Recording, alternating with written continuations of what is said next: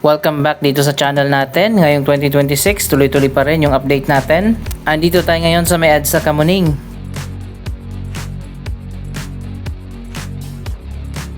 Ito na nga ang latest na progress dito sa ginagawa na bagong station dito sa may Kamuning.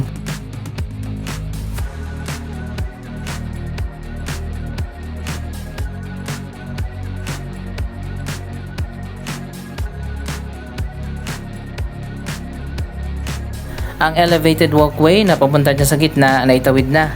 At dito sa gilid may hagdanan na rin.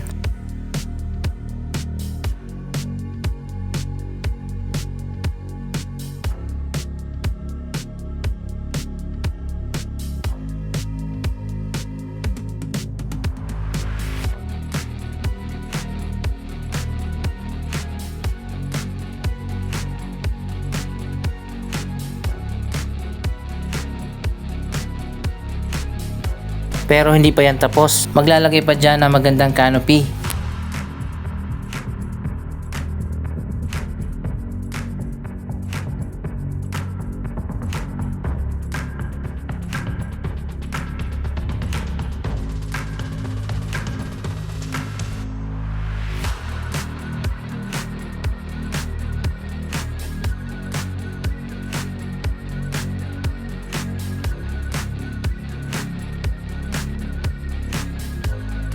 Dito naman sa gitna, sa mismong sakayan at babaan ng mga pasahero, tapos na pala yung mahabang canopy para sa waiting area.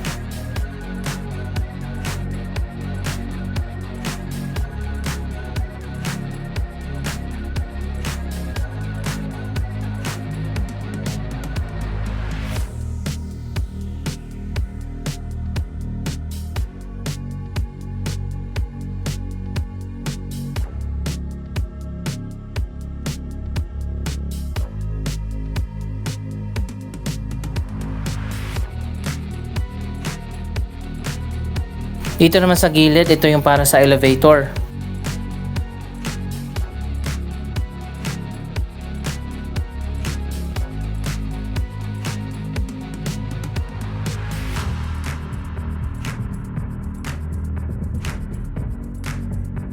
May hagdanan na rin pala papunta dyan sa baba.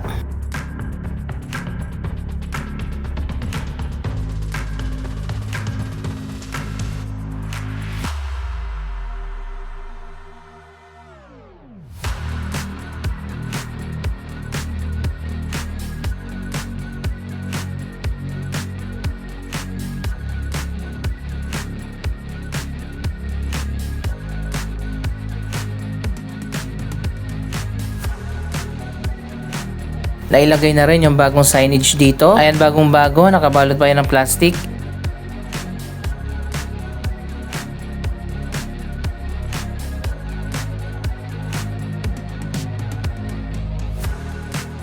Ito naman ang view mula dito sa kabilang side. Ayan, may hagdanan na rin. Elevator lang yung ilalagay dito para sa mga PWD at senior citizen. Walang escalator pero may hagdanan naman.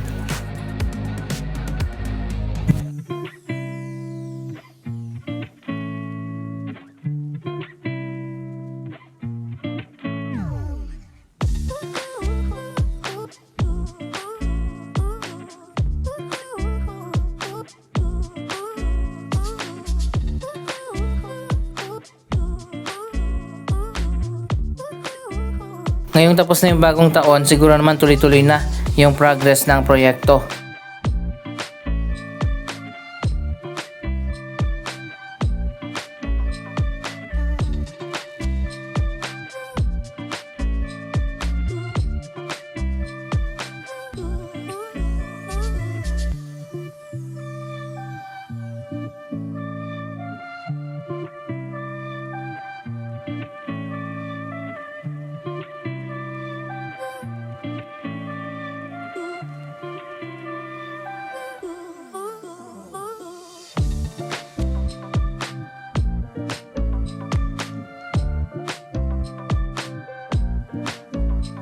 Tingnan naman natin dun sa kabilang side kung naitayo na rin ba yung elevated walkway katulad nito.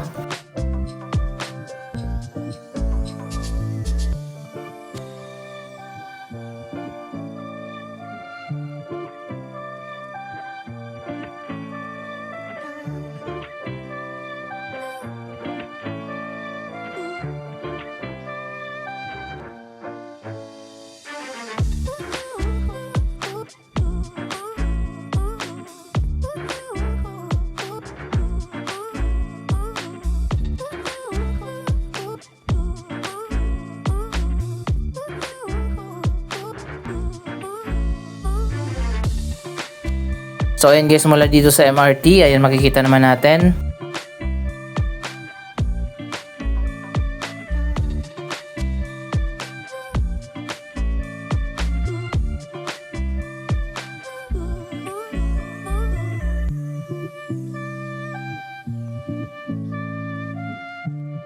Mukhang mabilis lang ito matapos kasi maiksi lang yung walkway.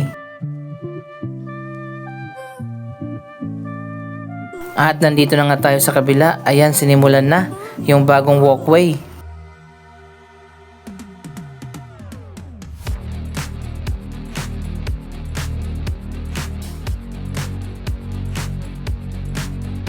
Mapapansin naman natin na medyo patagilid yung footbridge na dadaanan ng mga tao. Dito kasi naglanding yung hagdanan sa tapat ng SMDC condo. Pumayag kasi ang SM na dyan ilagay yung hagdanan at elevator sa tapat ng Glam Residences, ang bagong condo nila dito sa may EDSA Kamuning. Magiging accessible para sa kanila ang modern EDSA busway station dito sa Kamuning.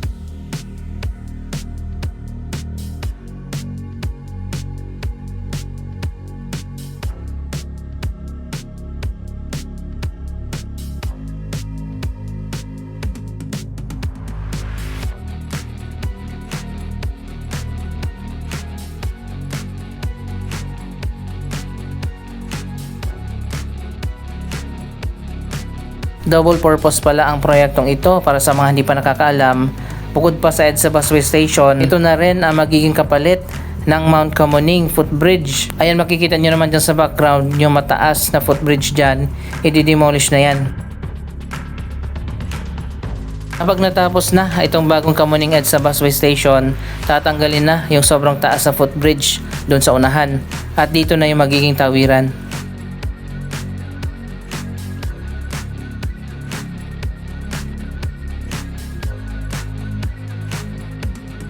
Ayan, ipapakita ko lang sa inyo, malapit nang matapos itong bagong SMDC Glam Residences. Pumasok nga ng kaunti dito sa may property nila yung hagdanan. Kaya naman makikita natin patagilid at hindi diretsyo yung footbridge.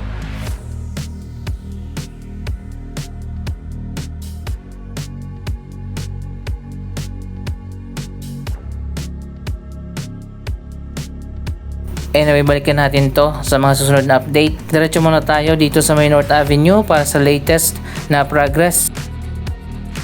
Sabay-sabay nga ang construction ng iba't ibang mga projects dito sa North Avenue. Ito na ngayon ang progress ng MRT7 North Avenue Station, na ngayon ay kukonect na ang turnback guideway papunta doon sa kabila sa West Avenue.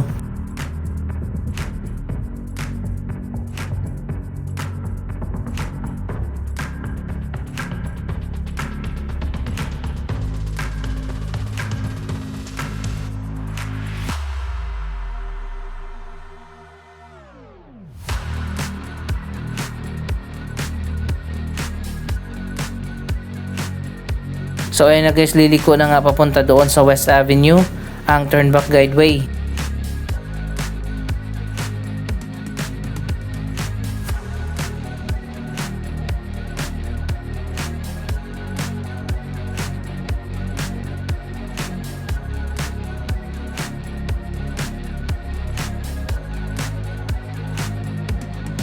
Mapapansin din natin na sobrang dikit ang MRT7 station dito sa Sky Garden ng SM North. Mukhang dito pwede maglagay na ng hagdanan para i-connect dito sa Sky Garden.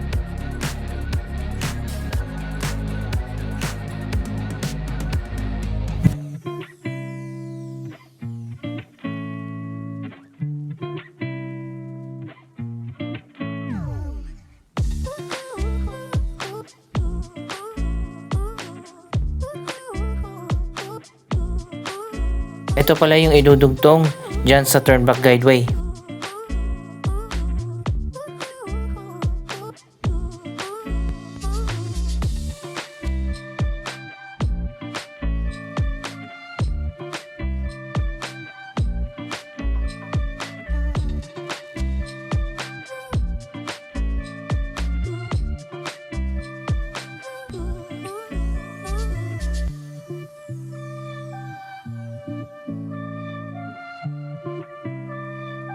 Mukhang mauuna pang matapos ito kaysa sa common station na 7 years na.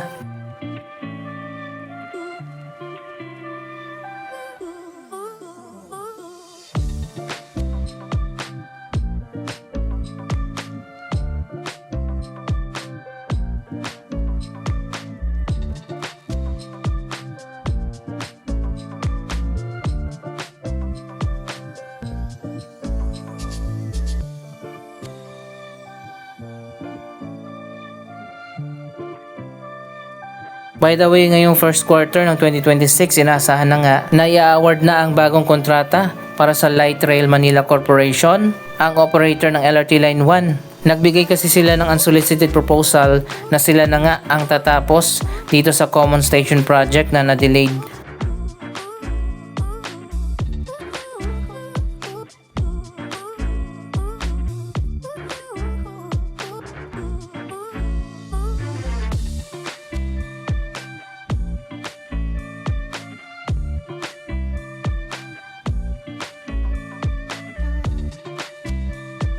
Last year pa nasimulan ang Turnback Guideway Project dito sa West Avenue at ngayon nga malapit nang maidugtong dito.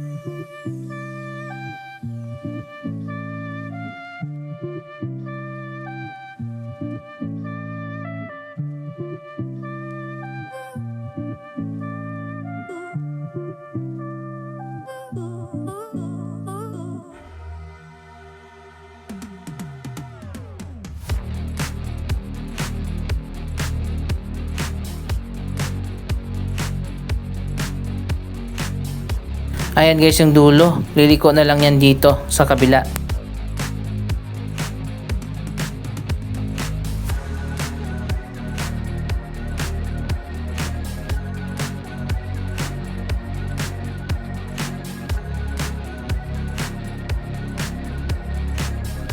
Ngayong 2026, sisimulan na rin ang tatlong bagong station ng EDSA Busway, ang Cubao Station, Magallanes Station at PITX Station. Samantala tuloy-tuloy na rin ang rehabilitation ng iba pa mga stasyon ng EDSA Busway katulad ng Monumento Station, Bagong Barrio Station, Guadalupe Station at ang North Avenue Station sa tapat ng Trinoma. Magiging modern na nga yung mga station na yan pagkatapos ng gagawin na rehabilitation.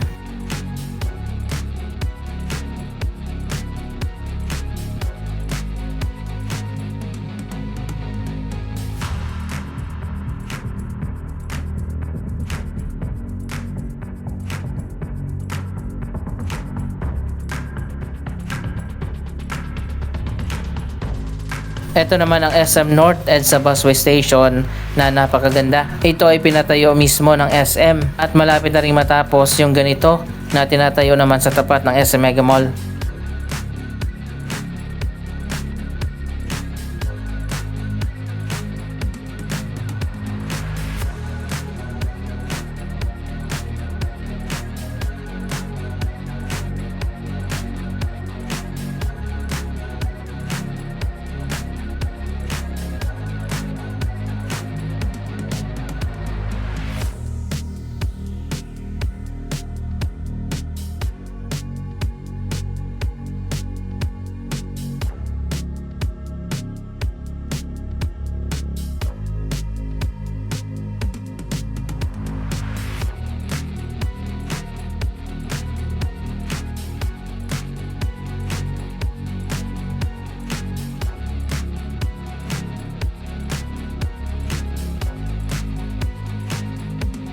Abangan din natin ang redevelopment ng SM North.